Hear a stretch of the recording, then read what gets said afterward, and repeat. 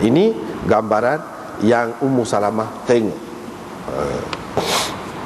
Ummu Salamah menggambarkan bacaannya. Gambarannya itu adalah gambaran bacaan Nabi SAW itu harfan, haraf demi haraf. Jadi Nabi SAW membaca haraf demi haraf dengan sempurna sebutan tiap-tiap haraf itu.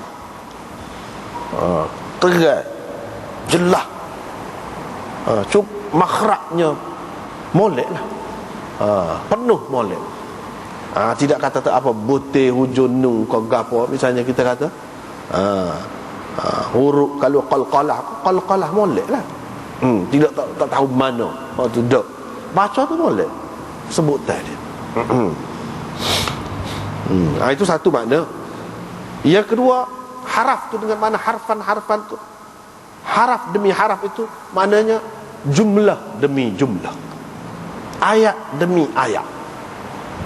Dia baca haraf di sini dengan makna ayat, mana ayat demi ayat.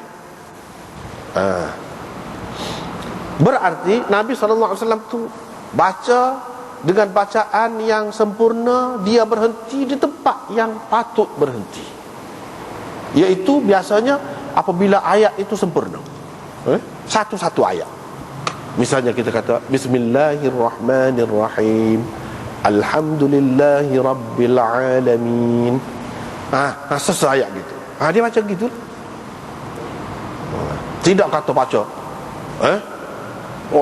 semua sekali selalu sama-sama gitu. Walaupun ada juga dia ajar begitu. Ummu Salamah menceritakan hak dia dengar, hak dia tengok Nabi SAW baca dalam sembahyang mana dia tu lagu mana. Lagu tu bacaan. Walaupun bila kita belajar kan, ada hak wasal, ada hak wakaf, macam-macam hak tu pun boleh juga.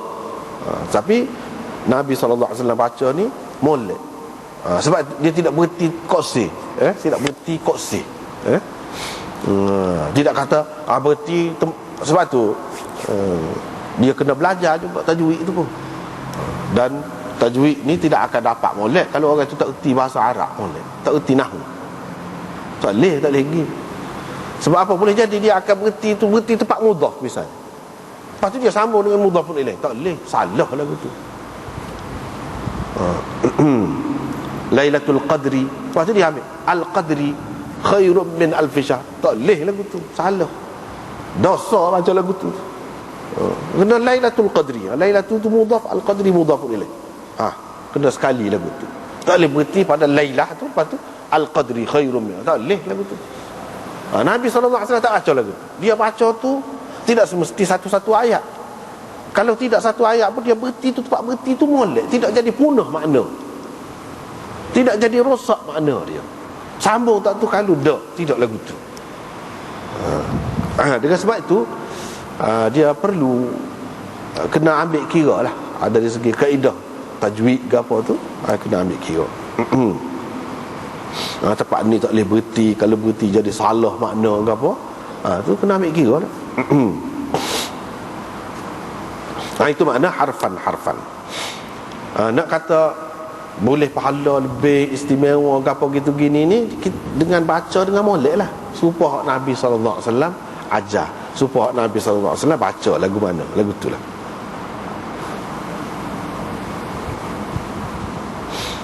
Riwayat daripada Abdullah bin Mughaffal katanya, saya lihat Rasulullah SAW pada hari pembukaan Mekah, ketika dia berada di atas untanya membaca suratul Fath sambil dia berlagu atau baca dengan elok.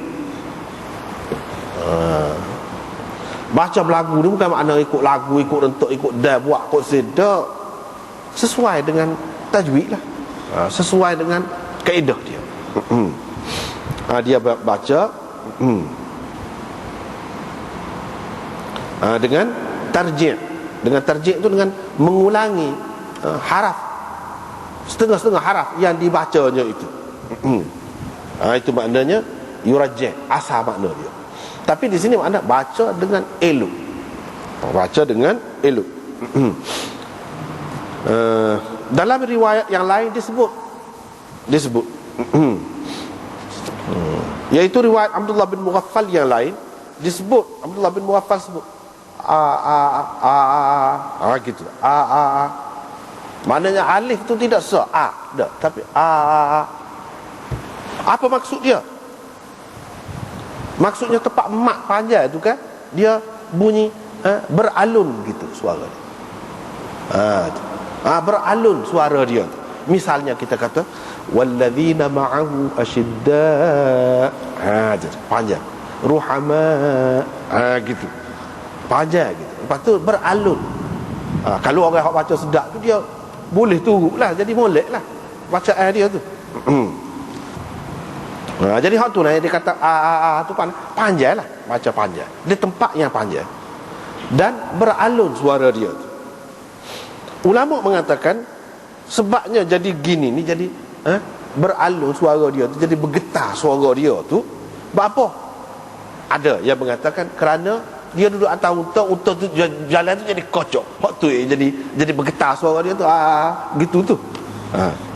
Tapi ramai ulama kata tak sesuai tu, bukanlah tu maksud dia sini nak ayat hak tu dak. Hak sebenarnya dia ismakkan mat. Yakni dia memanjangkan mat pada tempatnya. Maka berlakulah begitu. Ada juga orang yang jenis baca betul kan, betul tak apa sedap. Orang jenis baca beralun-alun atau bergetar-getar, ada tempat-tempat yang sesuai itu, ini lebih menarik. Lebih menarik. Sebab apa? Sebab di sini Abdullah bin Mughaffal dia kata, kalau tidak sabit orang akan berkerumun di sini, ramai di sini, ni kata dia la qara'tu lakum bidzalikal lahn. Aku akan baca, kata dia. Supaya Nabi baca tu. Tapi takut orang mari ramai pula, kata dia. Kalau baca berlagu pula kan. Dia nak royak gambaran. Maknanya dia ni bukan duduk atas unta ketika dia royak ni. Maknanya tidak sabit bergetar tu atas unta tu, duduk berjalan. Tidak sabit tu. Memang bacaan tu gitu. Itu maksud tarjih ataupun baca dengan baik di sini. Bukan mengikut merentak lagu mana-mana hak luar, tidak. Dia sesuai dengan hak Nabi sallallahu alaihi wasallam ajar. Itulah.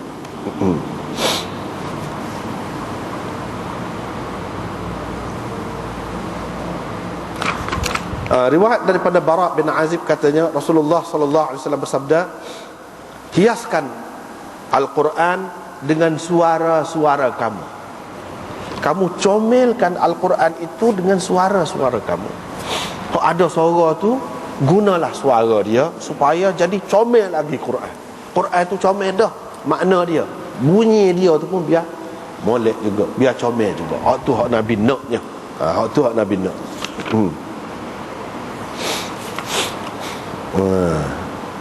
Setengah-setengah ulama mengatakan hadis ini maklub, hadis yang berputar, musing. Sepatutnya zayyinu aswatakum bil Quran. Gitu. Zayyinu aswatakum bil Quran. Kamu hiaskan suara-suara kamu dengan Al-Quran. Comel suara kamu tu, kalau kamu ni ada suara molek, biar sedap tu sedap dengan Quran, bukan sedap dengan lagu lain. Gitu. Kedua-duanya boleh pakai. Satu, kalau orang tu ada suara sedap, Quran ni molek, dia kena comel lagi Quran itu dengan bacaannya yang sedap, dengan suara dia yang sedap. Yang kedua, suara kita ni baru jadi comel sebenarnya, baru ada makna, ada nilai di sisi Allah apabila kita lagukan Al-Quran, apabila kita baca dengan suara yang indah tu Quran. Jadi suara kita tu jadi comel di sisi Allah. Kalau tidak comel di sisi Allah, nyanyi koksi, tidak jadi comel, boleh mendatangkan dosa pula. Sebab apa? Sebab tidak comel di sisi Allah. Jadi hak ni maksudnya, nak suruh comel suara kamu dengan apa dia? Dengan Quran, bukan dengan benda lain. Mana kalau nak berlagu-lagulah dengan Quran, bukan dengan benda lain. Maksudnya gitu.